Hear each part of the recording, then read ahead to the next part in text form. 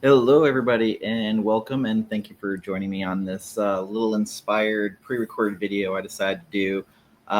Like a lot of my fellow nerd friends, we've all been watching Alien Earth, and I wanted to kind of throw out there comic you might want to check out. It's actually like a mini series, part of the Marvel relaunch of Aliens after they acquired Fox and the rights, and this one in particular kind of I feel is Alien Earth centric because of how much the synths are used in Alien Earth, and also, what better time to talk about one of my favorite writers, Phillip Johnson, who kicked off the Marvel relaunch, and it was like him, Declan Shalvey, and then he came back to do another one, and this one in particular is Alien Vol.3. It's the trade I'm talking about. Easier to collect than the issues. It's easier to talk about too.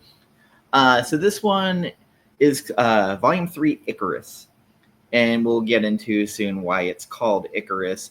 It is written by Phillip Kennedy Johnson. I had discovered him during a series he did for DC's Vertigo Black Label that was called The Last God, which, if you have not read, is one of the greatest fantasy books, and Riccardo Federici's art is just chef's kiss. This one, though, with art by Julius Ohta, that I grew to love really fast in this. It's like he was born to do aliens. This one in particular, it follows a team of synths that were a military brigade called the Steel Team. Four members, and or the two, it's five members, sorry. The thing I love is that they broke away to find freedom and be themselves. They were never going to be accepted in the colonial world. And there is, I'd say, some similarities to things going on currently in the world, but I don't want to get too far into that. This book in particular starts off with a hologram talking about this planet that Weyland-Yutani, of course, the people who just fuck up everything, had turned into a colony called Topler 9. And of course, Weyland-Yutani, they have to fuck with everything. They have alien embryo there, and they're experimenting. Well, one of the eggs gets loose. Stop me if you've heard this one before. But they have the emergency alert going off. The Marines are trying to keep everybody in check. And as they're yelling, you see this acid dripping on one of the guns. And in one of the most gruesome things I've seen, the alien cuts a head in half of one of the Marines and then cuts the other body in half. And they show this blood and gore, which beautifully done by Ohta. And then it skips ahead. The year is 2217, and we're on the planet Europa 5. And it's this beautiful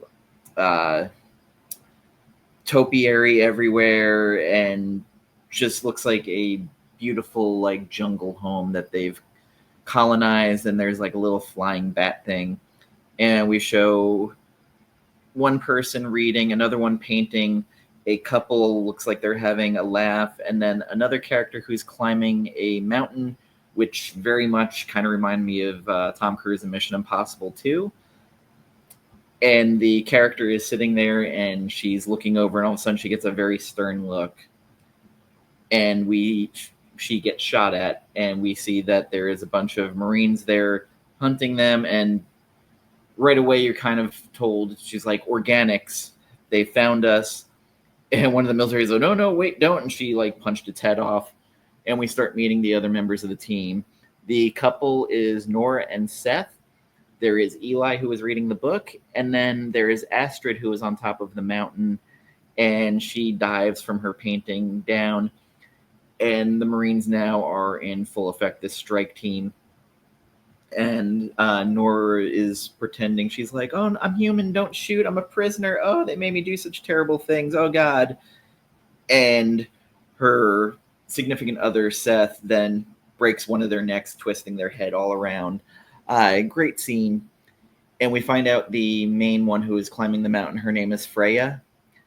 and she's basically like, hey, like, don't kill everybody, we need some alive. That means you, Eli. Acknowledge. He's like, fine. So we then see their general, who weirdly looks like Thunderbolt Ross from the Incredible Hulk. They blow up their ship basically, and they take him prisoner. His name is General George March. And Frey is like, congratulations, General, you found us. He's like, oh, nice little world you've carved out for yourselves.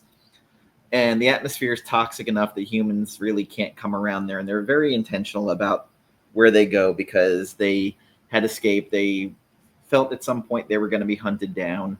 Of course, renegade synths aren't exactly looked upon well, as you can tell from Cain, David. There's a history there. And one thing I want to talk about with this Marvel series, I do like that they just kind of pick and choose stuff from different alien canon. So, like, we'll see a little bit of stuff that will remind you of Prometheus and Covenant. At times, Romulus hadn't come out when this came out by then. Some stuff from the regular canon. So basically, the general's there, and he's telling them that basically they have 25 colonies in the system, and that's like, was it 14 billion or 1.4 billion souls? And there's an agricultural complex on Demeter 2 that dwarfs anything Weyland-Yutani's ever had. And 2 weeks ago, an experimental nuclear reactor on Demeter suffered a catastrophic failure. The radiation can't be counteracted with the usual treatments. It's a death sentence for anyone exposed. They evacuated everyone they could, but millions are still there.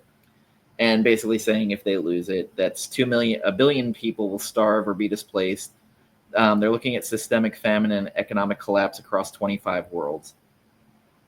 There is an old Weyland-Yutani R&D site. I thought you guys... that he talks about, and it's on Tobler 9, which we saw at the beginning. Well, apparently, whenever there's an outbreak, of course, what do? Nuke it from orbit. So they nuked it from orbit, and basically the stuff that is left, then they're like, well, we thought you blew it up after the Eurydice incident. That was the Weyland-Yutani line. What happened on Tobler 9 had nothing to do with us. They developed projects that they could have never gotten away with on Earth, so it's, kind of the black site experimentations, chemical weapons, bioweapons, nanotech, pathology, extra-human gene splicing, truly horrific stuff. Very casual about this, of course. According to our intel, the disaster on Tobler 9 started in their bioweapons division.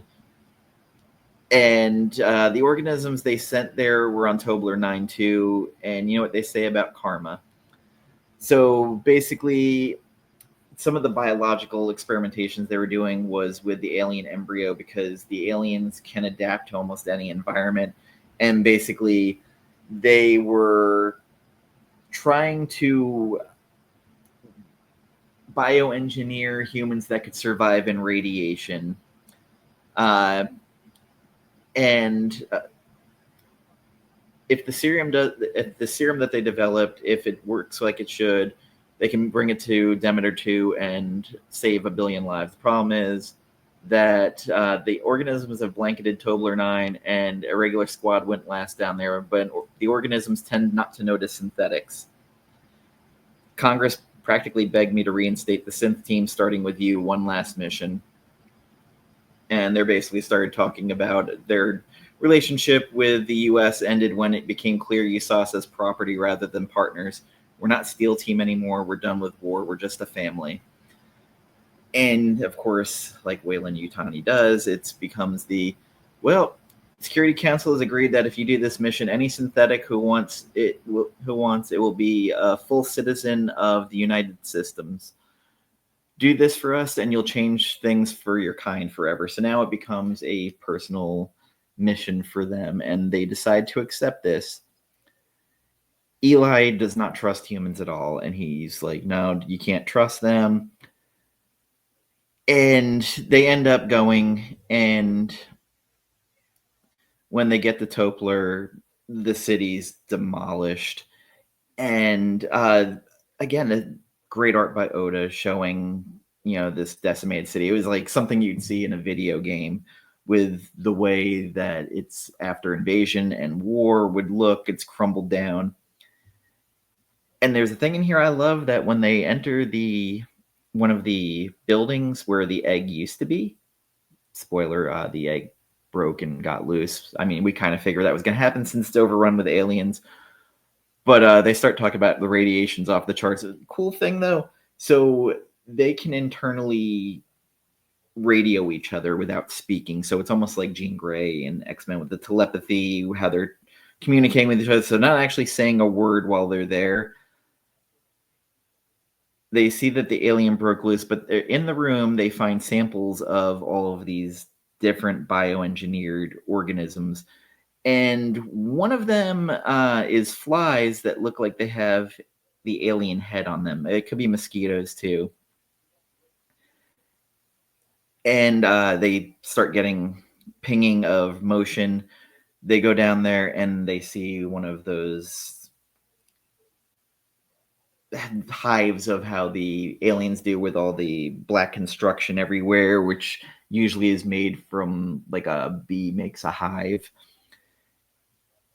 And the aliens start coming out, and they right away, it's guns blazing. Seth has a laser sword, it looked like.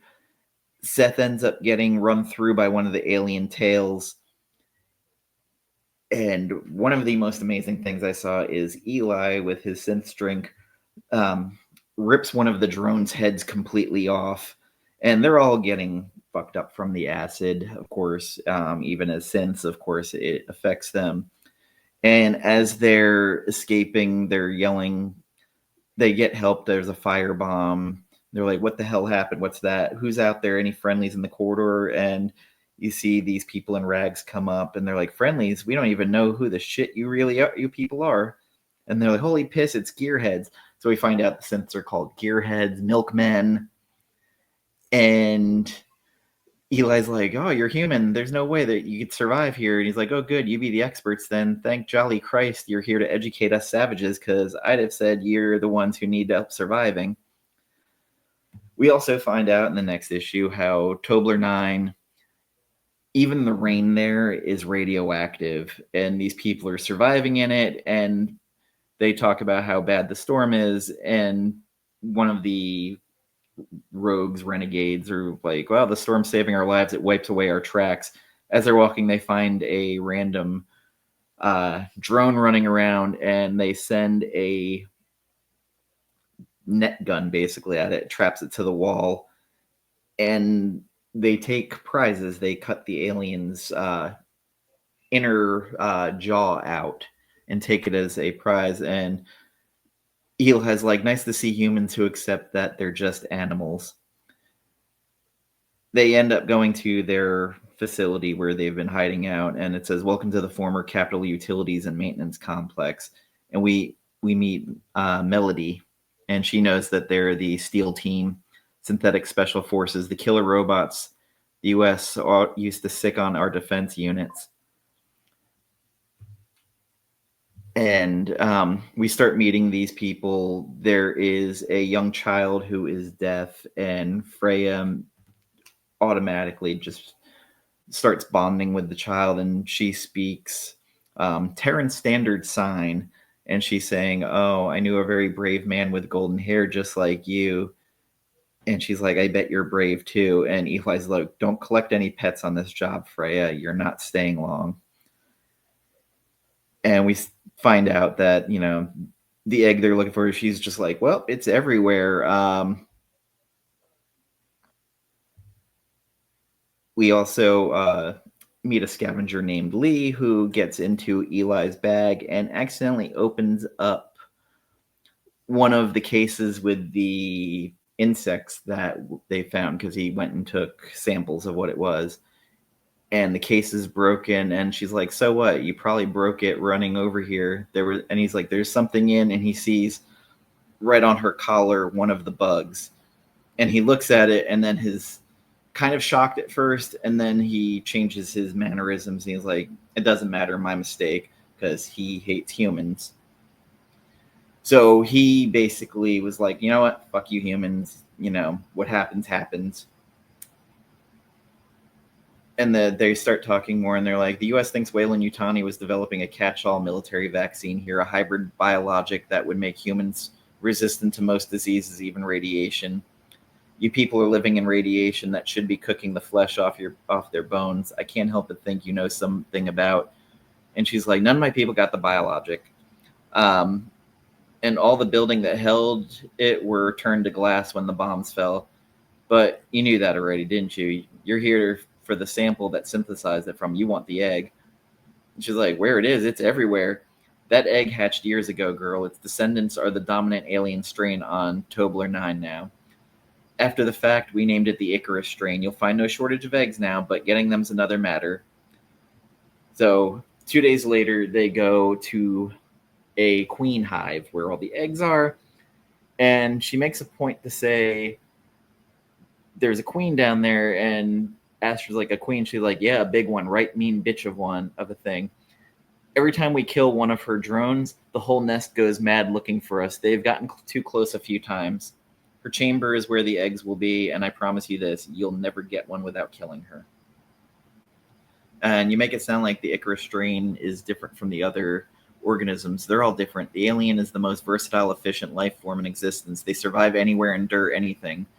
The company was exploring more human applications, ways we could use them to make us better. We started breeding the aliens like you might breed dogs, carefully selecting hosts based on prerequisite strengths and immunities. Human hosts, always.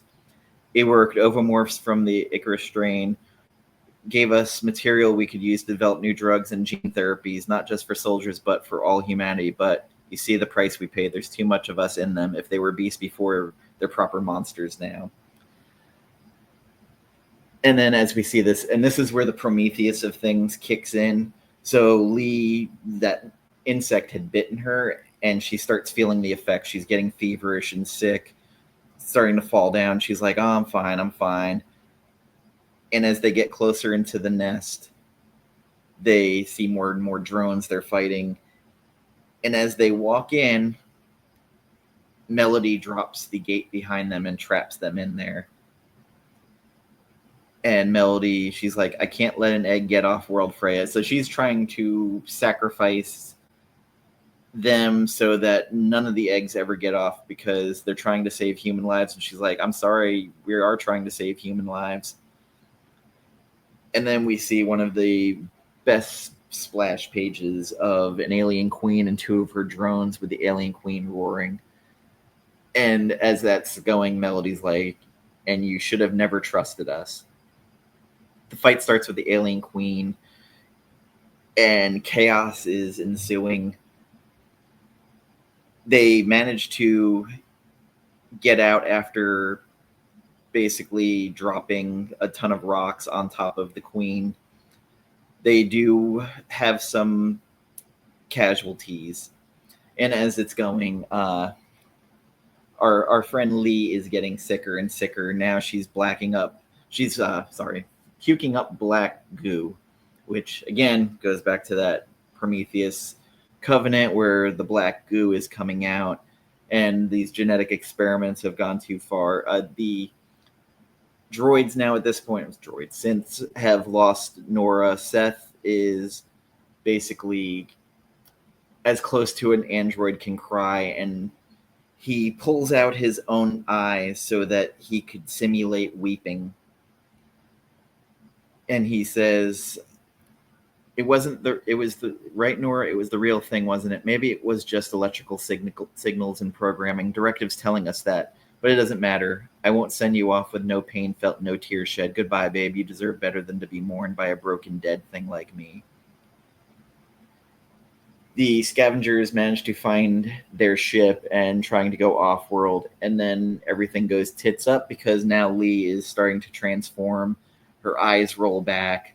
She's getting lines across her face, and she attacks Melody, and her bones are breaking. Like they show a crack, crack, crack sound with drool coming out of her mouth, and then she screams, and her tongue shoots out and cuts Melody in half.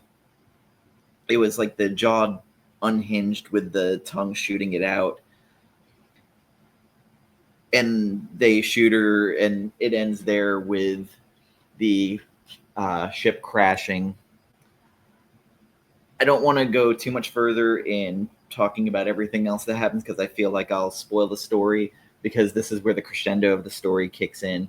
But I kind of want to just show you and talk about some of the points leading up to it, and hopefully this makes you want to read this book.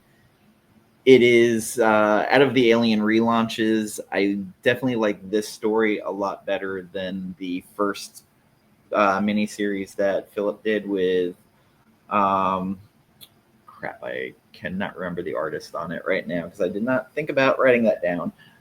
But I really think if you like the new series, and if you want a story about the humanity of the synths and how they might be the most human people in this story, then it is well worth the read. Of course, if you're more into Aliens, the one that came out right after Alien, the sequel with the mostly about the Marines and Newt, Ripley, Hudson. Well, not Hudson, but oh my god. Anyway, sorry, I'm completely blanking out. But this is the old Dark Horse Alien Omnibus that had Alien Earth War and everything leading up. Marvel has just come out with a reprint of it with, I think it's called The Original Years. And of course, when this came out, Dark Horse at one point had lost the rights to it, so they had to use different names. I think they were still able to use Newt, but really good story though. It's still, if you love Ripley, well worth the pickup. And the omnibuses by Dark Horse were great, especially for Predator. I imagine Marvel's also relaunching those. There was a weird point in time where they had to substitute all the names in there, so it was very, very weird. So that's really all I've got right now for this. I hope I did enough to make you want to pick this up, or get it from Marvel Unlimited if it's on there. But also check out Philip Kennedy Johnson's other books. His Action Comics run was bar none the best Superman run. Of course, I will talk about Last God to No End, and of course, and last but not least, he has an amazing, incredible Hulk run going right now that I highly recommend checking out. But thank you. I have not watched episode 3 of Alien Earth yet. I plan on doing that today while I'm off. I'll probably post about it at some point. But thank you very much, everybody, and take care, and stay frosty.